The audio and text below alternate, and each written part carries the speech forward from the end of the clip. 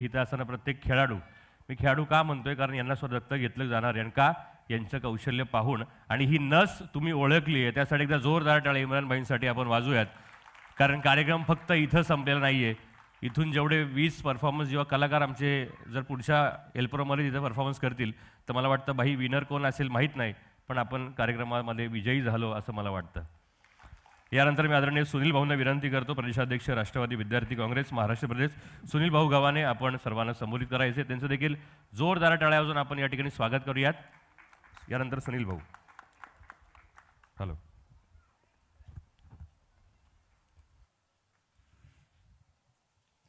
देशाच्या राजकीय कुरुक्षेत्रावरील महानायक आदरणीय शरदचंद्रजी पवार साहेब आणि साहेबांचा 12 डिसेंबरला वाढदिवस असतो आणि या वाढदिवसाच्या निमित्तानं राष्ट्रवादी काँग्रेस पक्षाचे आम्ही सर्व कार्यकर्ते आदरणीय साहेबांचा वाढदिवस वेगवेगळ्या उपक्रमांच्या माध्यमातून साजरा करत असतो.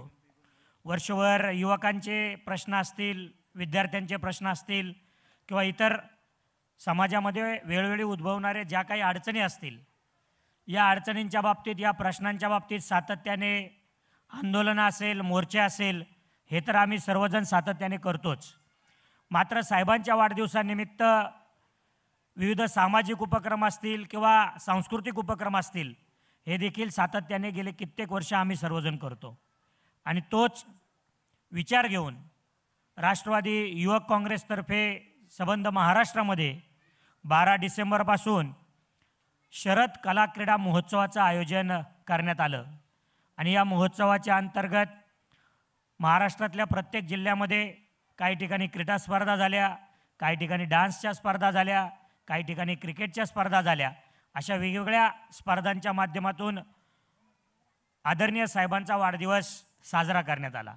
आणि आज पिंपरी चिंचवडमध्ये याच शरद कला क्रीडा महोत्सवाच्या निमित्तानं माझे सहकारी मित्र राष्ट्रवादी युवक काँग्रेसचे पिंपरी चिंचवड शहराचे अध्यक्ष इम्रानभाई शेख, शहराचे कार्याध्यक्ष सागरजी तापकीर, त्याचबरोबर राष्ट्रवादी युवक काँग्रेसचे प्रदेशचे आमचे पदाधिकारी राहुलजी पवार, राष्ट्रवादी महिला काँग्रेसच्या अध्यक्षा ज्योतिताई निंबाळकर, आमचे भोसरी विधानसभेचे अध्यक्ष संतोषजी शिंदे, पंकजजी बगाडे, या सगळ्या मंडळींनी आज या कार्यक्रमाचं आयोजन या ठिकाणी केलं.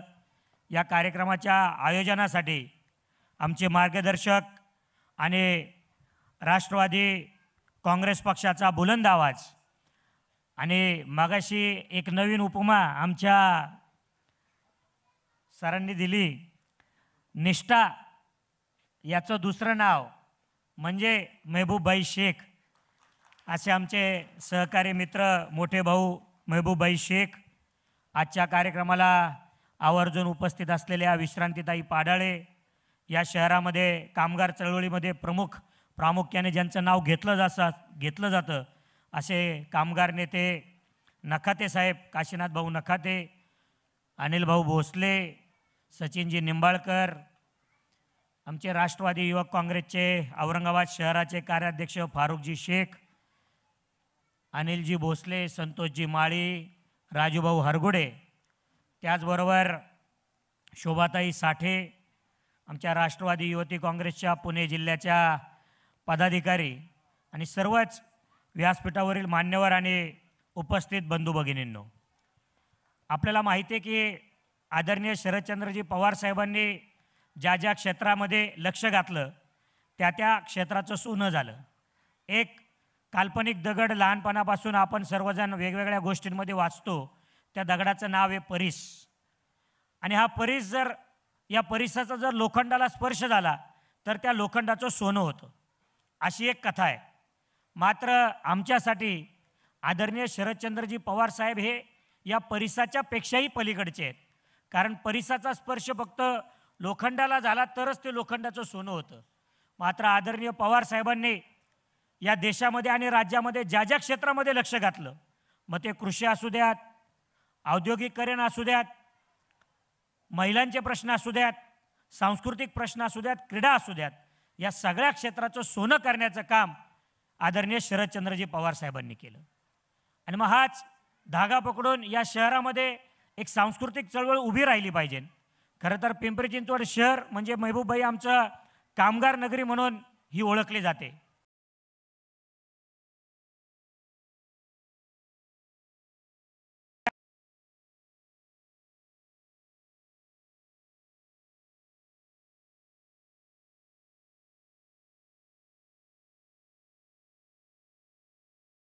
या पिंपरी चिंचवड शहरामध्ये खरं तर IT नगरी हिंजवडीचं IT पार्क आलं आणि आदरणीय पवार साहेबांनी हिंजवडीचं IT पार्क आणलं म्हणून या देशामधल्या वेगवेगळ्या राज्यामधले तरुण तरुणीसुद्धा या IT पार्कच्या निमित्ताने या पिंपरी चिंचवड शहरामध्ये स्थायिक झाले. सुरुवातीला कामगार नगरी म्हणून ज्या शहराची ओळख होती हळूहळू ती IT नगरी म्हणून झाली. कालांतराने आदरणीय पवार साहेब जेव्हा केंद्रामध्ये कृषी मंत्री होते त्यावेळेस JNNURM या योजनेच्या माध्यमातून या शहरामध्ये 6 ते 7 वर्षामध्ये जवळपास 4,500 कोटीचा निधी या शहरामध्ये आला आणि त्या 4,500 कोटींच्या निधींच्या माध्यमातून आज जे आम्ही वेगवेगळे उड्डाणपूल बघतो, नाशिक फाट्याचा पूल असेल किंवा वेगवेगळे ग्रेड सेपरेटर बघतो, जवळपास 148 बगीचे या पिंपरी चिंचवड शहरामध्ये आहेत. म्हणजे या शहराला एक प्रकारचं वेगळं वैभव मिळवून देण्याचं काम आदरणीय शरदचंद्रजी पवार साहेबांनी केलं. काल परवा सत्तेत आलेले काही लोक स्मार्ट सिटीचा फार उदे करतात. स्मार्ट सिटी 8 वर्षापूर्वी या देशामध्ये जाहीर झाली आणि फार मोठ्या जाहिराती या देशामध्ये आणि राज्यामध्ये झाल्या. आमच्या देखील शहरामध्ये स्मार्ट सिटीचं काम मोठा गाजावाजा करून झालं. पण मला महबूबबाई तुम्हाला सांगायचं आहे की गेल्या 9 वर्षामध्ये स्मार्ट सिटीच्या माध्यमातून या शहराला फक्त 1,400 कोटीचा निधी मिळाला आणि आदरणीय पवार साहेब जेव्हा केंद्रामध्ये मंत्री होते त्यावेळेस 8 वर्षामध्ये या शहराला 4,500 कोटीच्या वर निधी मिळाला. म्हणजे सांगण्याचं तात्पर्य असं की कामं केली पण लोकांपर्यंत आम्ही ते घेऊन गेलो नाही किंवा आम्हाला ते वाटलं नाही, कारण आमचं ते कर्तव्य आहे.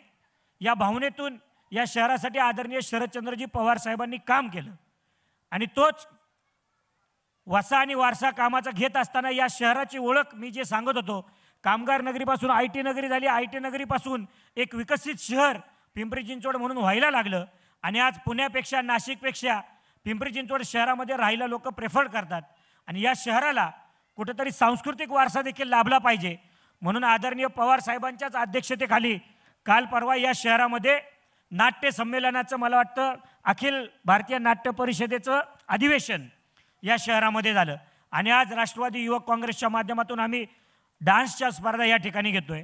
आमचा प्रयत्न आहे की या शहराला आता एक सांस्कृतिक ओळख सुद्धा आपण निर्माण केली पाहिजे आणि या प्रयत्नाच्या माध्यमातूनच माझे सहकारी इम्रान शेख असतील, सागर तापकीर असतील आणि त्यांचे सगळे आम्ही सर्व मित्रमंडळी किंवा आम्ही सर्व पदाधिकारी आदरणीय पवार साहेबांच्या मार्गदर्शनाखाली या शहरामध्ये काम करतोय.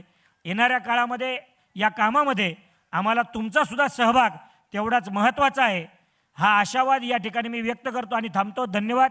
थँक्यू. जय हिंद, जय महाराष्ट्र. मला माहिती आहे सर्व आमचे लहान मित्र फार वैतागलेत, पण हा सर्व कार्यक्रम अगदी सुरुवातीपासून आतापर्यंत ज्यांनी या कार्यक्रमामध्ये पूर्णपणे प्राण ओतला तो या कार्यक्रमाचा निवेदक आमचा सहकारी सूरज भोसले याचा सन्मान होतोय. त्याचा एकदा जोरदार टाळ्या आपण वाजूया. जरा जोरदार टाळ्या सूरजसाठी वाजूयात.